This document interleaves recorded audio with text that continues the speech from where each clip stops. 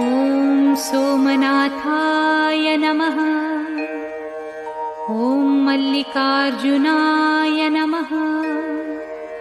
ॐ महाकालेश्वराय नमः। ॐ ओंकारेश्वराय नमः। ॐ वैद्यनाथाय नमः। ॐ भीमशंकराय नमः। ॐ रामेश्वराय नमः। ॐ नागेश्वराय नमः। ॐ विश्वेश्वराय नमः। ॐ त्र्यंबकेश्वराय नमः। ॐ केदारेश्वराय नमः।